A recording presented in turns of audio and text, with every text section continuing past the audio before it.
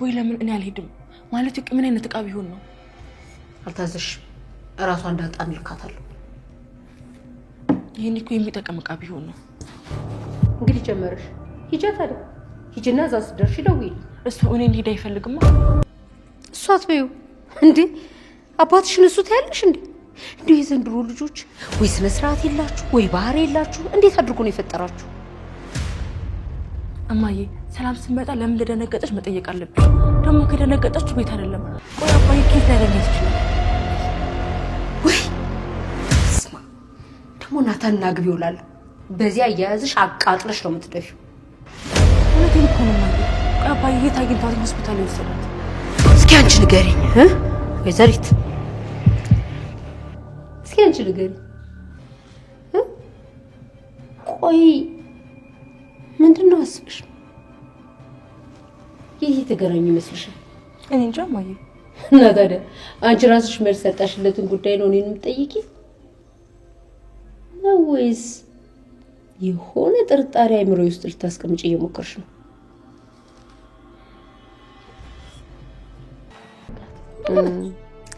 ጥሩ ነው። እስኪ እናያለን ከገባችሁ አይደል? ግን እማዬ የት ሆስፒታል ነው የገባችሁ ሰላምዬ? ሂጅ ልጠይቃት ስለው ደረጃ አንቺ ምንም አትሰሪም ይዙ ቁጭ አለኝ። ወይ በቃ ታለቃቅሽ። ዛሬ እኮ ትመጣለች። ይሄው ውጡ ተብለዋል።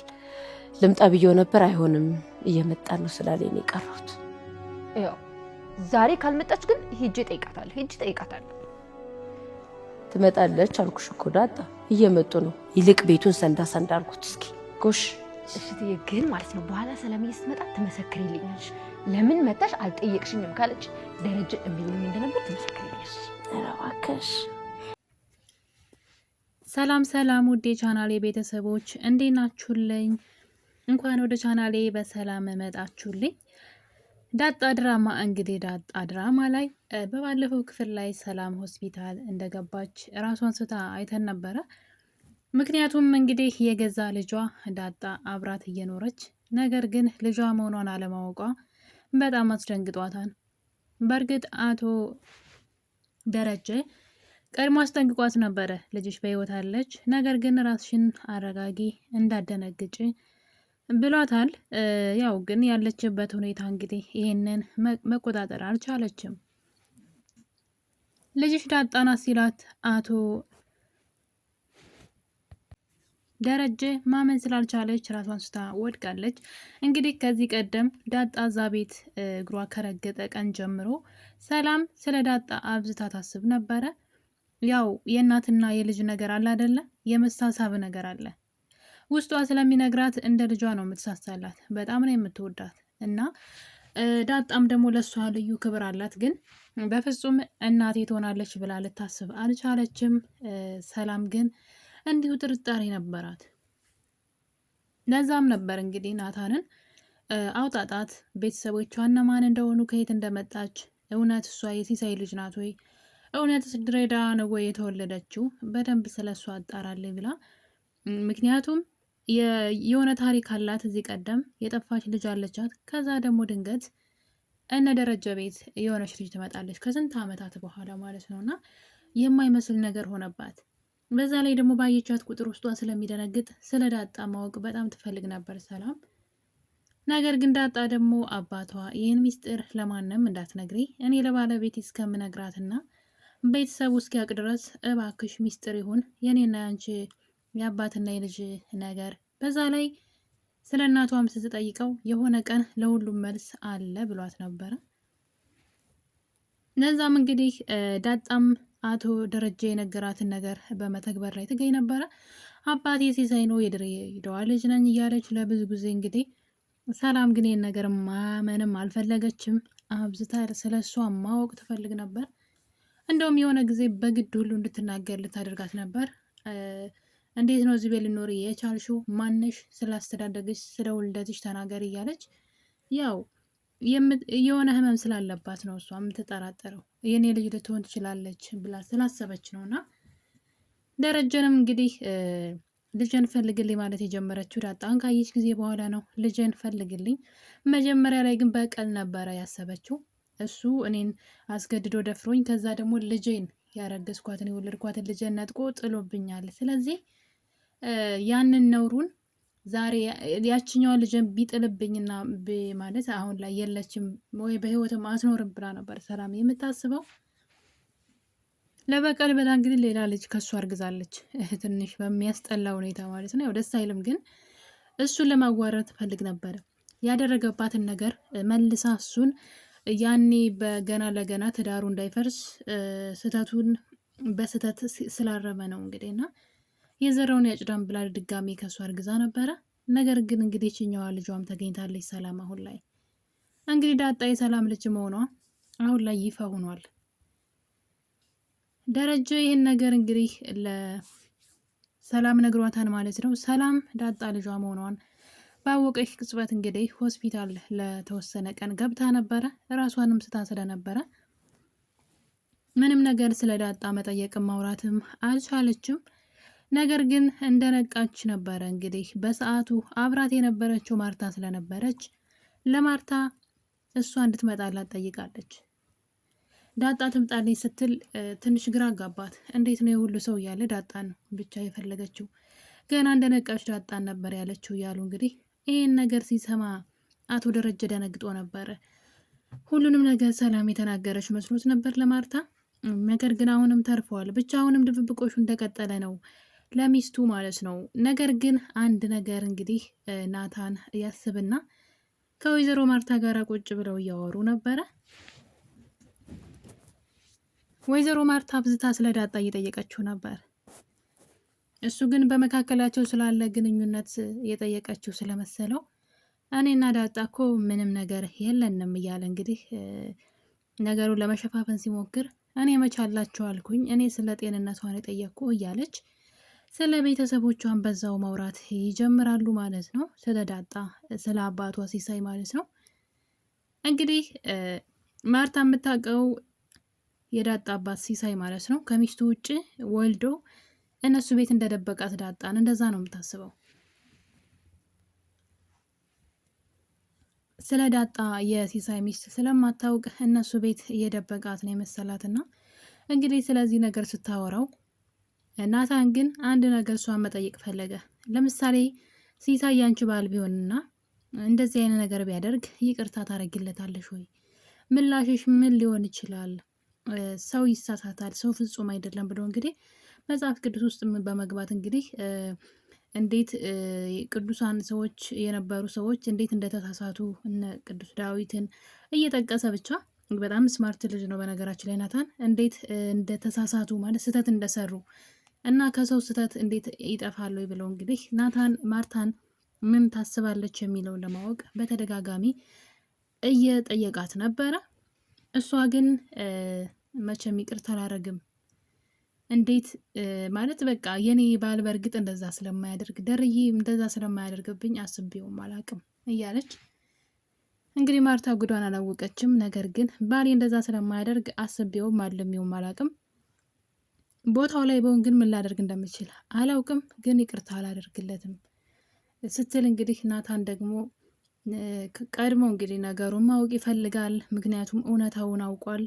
ዳጣ የደረጀ ልጅ መሆኗን እንግዲህ በግልጽ ስላወቀ የማርታን ስሜትና ነገ ላይ ይሄ ነገር ሚስጥሩ ቢወጣ ማርታ ምን ትወስናለች የሚለውን ለማወቅ ስለፈለገ እንግዲህ ማርታን ሲጠይቃት እያየን ነው። እሷ ግን በፍጹም ሊደረግ አይችልም፣ በእርግጥ እኔ ምንም አያሳስበኝም፣ ባል የደረጀ በጣም ጨዋና ስርዓት ያለው ነው እያለች ምንድነው የሚባለው ጉዷን አላወቀችም እንግዲህ ማርታ ማለት ነው። በእርግጥ አውቆ ወይ እሷን በሱ በትዳሯ ላይ ማግጦ ምናምን አይደለም፣ የህይወት አጋጣሚ ነው ስህተት ያሰራው። ግን ደግሞ ስህተት መስራቱ ነው እንግዲህ የደረጀ ስህተቱ ምንድን ነው? ልጁን መጣሉ ነው ትልቁ የህይወቱ ስህተት ማለት ነው። እና ይህ ነገር በዚህ እያለ እንግዲህ ሰላም ወደ ቤት ትመለሳለች። ከዛ ቀደም ብሎ ግን ደረጀ እንግዲህ ለማርታ ሚሴጅ ልኮላት ነበረ።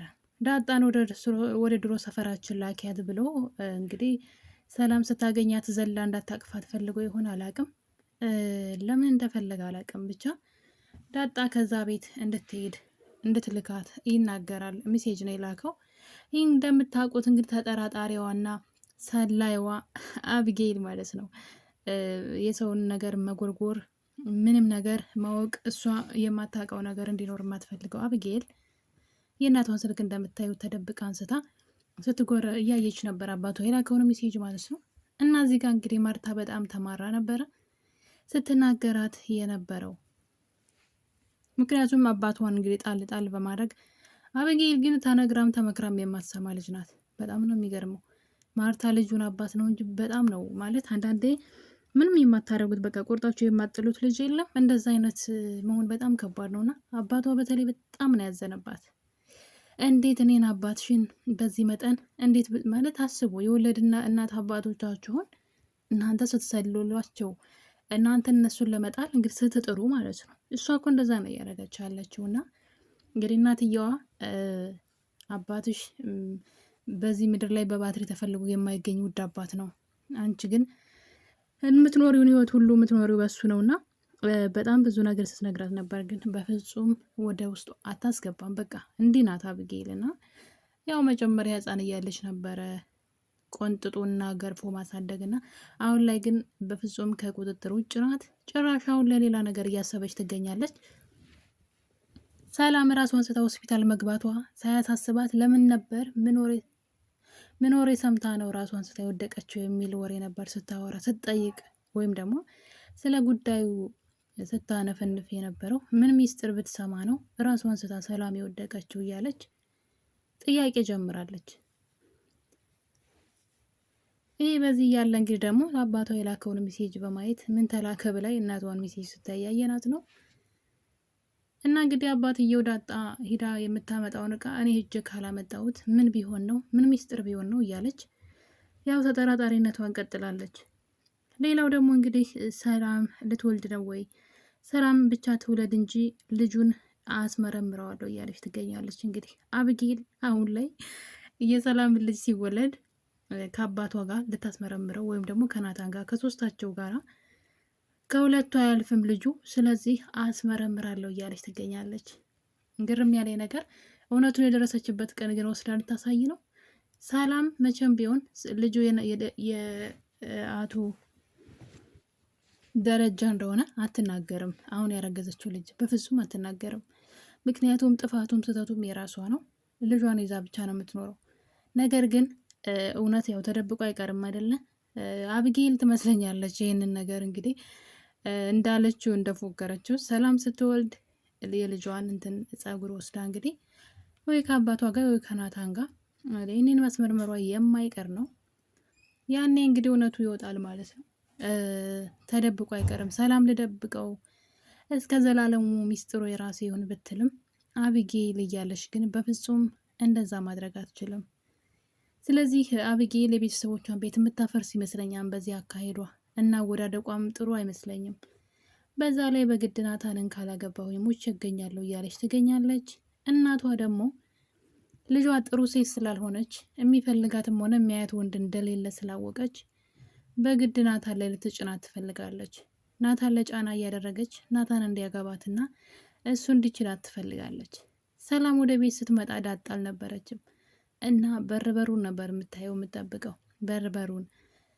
ዳጣ የተላከችበት ቦታ ሄዳ ስትመለስ ድንገት በሩን ከፍታ ስትገባ ሰላም አይኗ ከሷ ላይ ነበረ እና ማርታን ባየችው ነገር በጣም ደንግጣለች። ሰላም ሁና ነው ምን ኩና ነው በዚህ መጠን ዳጣ ላይ ማለት ትኩረት ያደረገችው? ዳጣ በሩን ከፍታ ስትገባ ሰላም ከተቀመጠችበት ተነስታ አይኗን እያየቻት ነበረ። ይሄ ነገር ማርታ ነገሩ ረብሿታል ማለት ነው። ምንድን ነው ለምንድን ነው ብላ እና ያው ማርታ መጠራጠር ስላልፈለገች በፍጹም ባሏን በምንም ነገር ማየትም መጠርጠርም ስለማትፈልግ ነው። በሙሉ ልቧ ስላመነችው ነው እንጂ ብዙ ነገሮች ምንድን ነው ብላ እንድትጠረጥር የሚያደርጉ ነገሮች አሁን ላይ እየታዩ ይገኛሉ። በዛ ላይ እንግዲህ ያው እናትና ልጅ መሆናቸውን መናገራቸው የማይቀር ነው። ደረጀም እውነቱን ተናግሮ እንግዲህ ከመሸበት ማደር ነው ያለበት። እስከ መቼም ደብቆት አይኖርም። እናትና ልጅም ደግሞ መገናኘት አለባቸው ብዬ አስባለሁ። እናንተስ ምን ትላላችሁ? የኔ ቤተሰቦች ሀሳብ አስተያየታችሁን እንግዲህ ኮሜንት ላይ እጠብቃለሁኝ። ዳጣ በቅርቡ እናቷን ማወቁ አይቀርም ብዬ አስባለሁ። እንግዲህ በሌላ በአዲስ ቪዲዮ እስከምንገናኝ የዛሬን አበቃን።